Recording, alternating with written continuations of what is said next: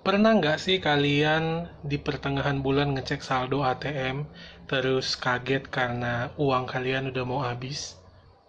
Terus kalian bingung, kalian lupa itu uang dihabiskan untuk apa, kemana perginya? Hari ini gue akan sharing ke kalian tentang gimana caranya untuk mengatur keuangan supaya kalian nggak miskin di akhir bulan. So, langsung aja, this is Brian Story.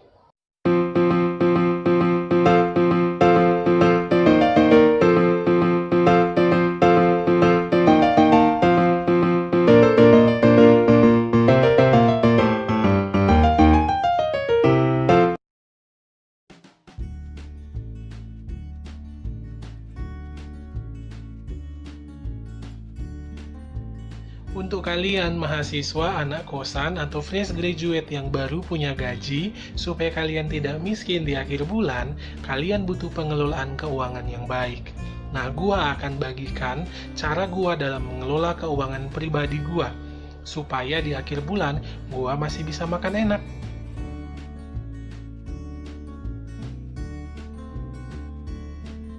Yang pertama, kalian harus punya pencatatan keuangan.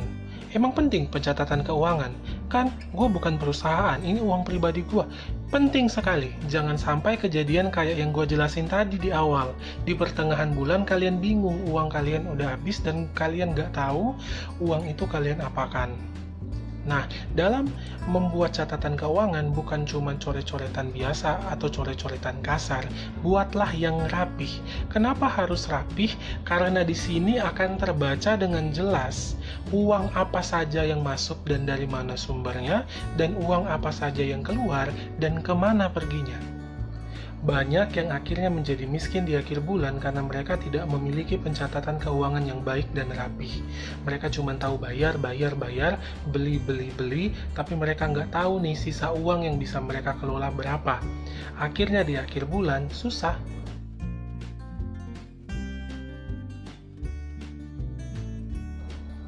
Yang kedua, komponen penting yang harus kalian perhatikan dari dalam pencatatan keuangan yang akan kalian buat adalah kalian harus mengkategorikan pemasukan dan pengeluaran. Gua menggolongkan pemasukan menjadi dua. Yang pertama adalah pemasukan rutin. Pemasukan rutin itu adalah semua pemasukan yang sudah pasti masuk tiap bulan. Contohnya gaji, transferan orang tua, itu adalah pemasukan rutin.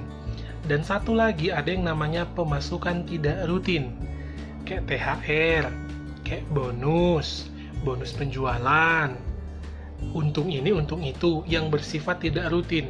Hari ini ada, besok nggak ada, lusanya ada, seperti itu. Selanjutnya, kita lanjut ke pengeluaran.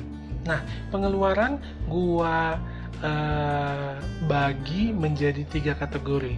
Yang pertama itu adalah fixed cost, variable cost, dan yang ketiga adalah saving.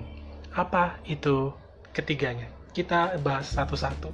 Yang pertama, fixed cost. Fixed cost itu adalah pengeluaran yang bersifat wajib. Mau nggak mau harus dikeluarkan. Contohnya, uang kosan, angsuran motor, angsuran handphone, angsuran laptop, yang kalau tidak kalian keluarkan ada resiko yang mengikutinya. Contoh, kalau kalian telat bayar kosan, mungkin kalian bisa dimarahin sama ibu kos. Kalau kalian tidak bayar angsuran laptop, angsuran motor, mungkin kalian akan kena denda dari kreditornya. Ini adalah yang dimaksud resiko yang mengikuti. Fixed cost ini ketika gaji kita masuk harus segera dikurangi, karena semua yang masuk ke dalam kategori fixed cost itu udah bukan uang kita lagi, melainkan sudah jadi uang ibu kos, uang dealer, atau uang tempat kita nyicil ini dan itu. Jadi udah harus dikurangin. Yang kedua, jenis pengeluaran yang kedua adalah variable cost. Nah, variable cost ini adalah biaya yang bisa kita kendalikan, yang angkanya bisa kita tambah, bisa kita kurang sesuai dengan kebutuhan. Contohnya, biaya belanja bulanan, biaya nonton ke bioskop, biaya nongkrong di Starbucks, biaya makan, itu bisa kita kendalikan, bisa kita kontrol. Nah, Kalau tadi fixed cost harus segera kita pisahkan karena fixed cost bukan uang kita, nah variable cost inilah yang baru bisa kita akui sebagai uang kita, karena variable cost ini bisa kita atur, bisa kita kurangi, bisa kita tambahkan. Yang ketiga, jenis pengeluaran yang ketiga adalah saving. Kenapa saving ini gua masukkan ke dalam pengeluaran? Karena saving ini adalah sesuatu yang harus dan wajib setiap bulan kita menyisihkan uang untuk nabung. Karena nabung ini sangat penting. Dan nanti akan gue jelaskan juga seperti apa tabungan ini juga ada kategori-kategorinya kalau yang gue buat. Lalu proporsi yang ideal itu untuk setiap kategori pengeluaran yang tadi sudah kita buat itu berapa persen ya? Jadi fixed cost berapa persen, variable cost berapa persen, dan saving berapa persen.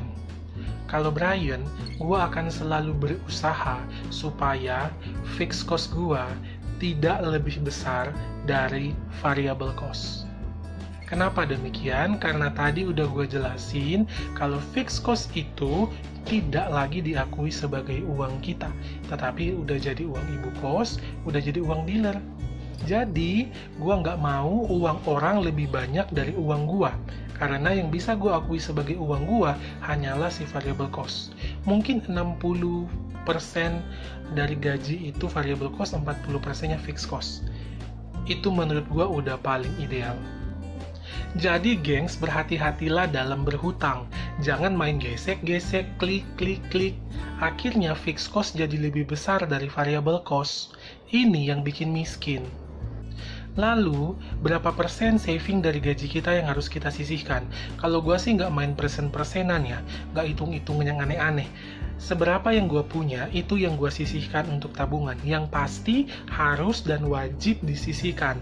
Kalau untuk angka dan jumlahnya, ya sebisanya gue untuk sisihkan, ya gue sisihkan. Karena kalau nunggu hitung-hitungan, nunggu presentasian, yang ada malah kelamaan dan cuma jadi wacana. Seberapa yang lu punya, itu yang lu simpan untuk tabungan. Mungkin 100.000, mungkin 200.000, itu yang lu simpan. Untuk kenaikan tiap tahun, kalau mungkin ada yang di luar sana yang ngomong, ada presentasi-presentasinya setiap tahun harus berkembang berapa persen, setiap tahun harus berkembang berapa persen. Kalau menurut gua terlalu ribet ya. Kalau gua, simpelnya ya, gua selalu menaikkan jumlah tabungan gua dari selisih kenaikan gaji. Nah, biasanya kan kita ada kenaikan gaji nih tiap tahun. Biasanya di awal tahun, bulan-bulan awal tahun kita ada kenaikan gaji, mungkin menyesuaikan dengan UMP. Nah, selisih inilah yang gua langsung masukkan ke saving gua. Jadi kalau andai kata gaji gua 2 juta, kemudian bulan depan gua itu gaji gua naik jadi 2.500.000, maka 500.000 dari kenaikan gaji gua ini gua langsung masukkan ke saving. Kenapa? Karena kan sebenarnya pengeluaran kita tetap, walaupun gaji kita naik. Jadi, selisih kenaikan inilah yang harus kita alihkan ke saving. Jangan sampai gaji kita naik, tapi gaya hidup naik juga.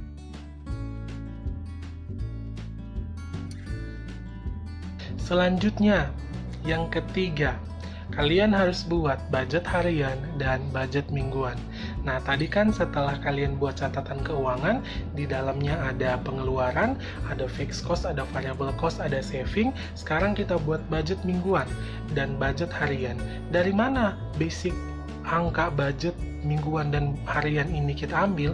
Dari variable cost. Contohnya, fixed cost kalian 3 juta, variable cost kalian 4 juta. Nah, yang kalian gunakan untuk budgeting ini adalah yang 4 jutanya, yang variable cost. Oke, contoh ya, biar gampang untuk menentukan budget harian dan budget mingguan. Contohnya, kita akan buat budget makan mingguan dan budget makan harian. Kalau budget makan kalian dalam 1 bulan itu 2 juta, berarti untuk dapat budget makan bulanan 2 juta tinggal dibagi 4. Jadi hasilnya 500.000. Kalian punya budget makan per minggu itu 500.000. Sekarang untuk perharinya, dalam 1 minggu ada 7 hari, jadi 500.000 tinggal dibagi 7, hasilnya itu 71.000 per hari. Jadi budget makan kalian per hari 71.000. Kalau seandainya kalian dalam satu hari makannya 3 kali, tinggal 71.000 dibagi 3. Jadi hasilnya 23.000 sekali makan. Kalau anak kosan kan kebanyakan belanja. Nah, kalian berarti dalam sekali makan makanan budgetnya itu adalah 23.000. Makanannya itu harus yang berharga 23.000. Nah, disinilah bisa dimainin. Kalau kalian makan siang pengen makan di restoran, dengan sekali kalian makan itu harganya 50 ribuan ke atas, berarti kalian harus rela budget makan malam kalian dikurangin. Atau kalian harus rela budget makan kalian untuk besok itu dikurangin. Jangan ngambil ke pos yang lain. Biasanya anak kos akan menjadi miskin di akhir bulan karena budgetingnya itu berantakan. Kalau budget untuk makannya 2 juta, 1,5 juta dipakai buat makan di minggu pertama. Sisanya 500.000 dibagi untuk 3 minggu. Gimana bisa bertahan kalau kayak gitu?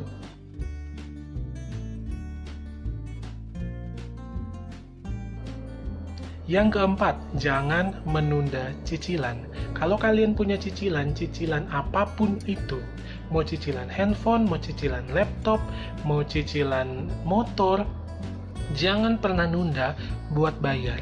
Kenapa? Karena yang pertama, takut lupa. Kalau udah belanja, keluarin uang, keluarin, ternyata yang esensinya kelewat. Dan kalau kelewat, kayak yang udah gue ngomong tadi, ada resiko yang mengikuti, entah itu denda. Jangan sampai kalian kena denda karena cicilan, karena itu sangat buang-buang uang. Hindari kena denda. Terus yang kedua adalah, kalau kalian tidak disiplin dalam membayar angsuran, kalian itu akan sulit untuk mengajukan angsuran yang selanjutnya. Kalau kalian mau kredit lagi susah karena kalian sudah dikenal susah untuk bayar. Jangan sampai kayak gitu.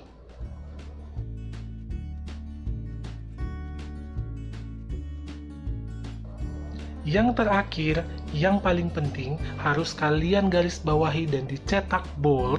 Dalam mengelola keuangan, kalian harus disiplin. Karena semua apa yang gue omongin tadi tidak berguna kalau kalian tidak disiplin.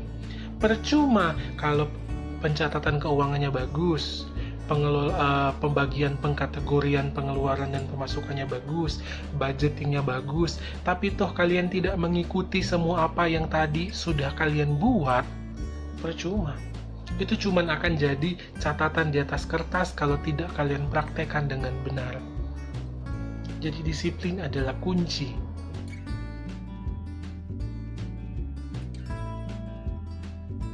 Apa yang tadi gue sampaikan memang agak terlalu simple buat kalian yang sudah berumah tangga.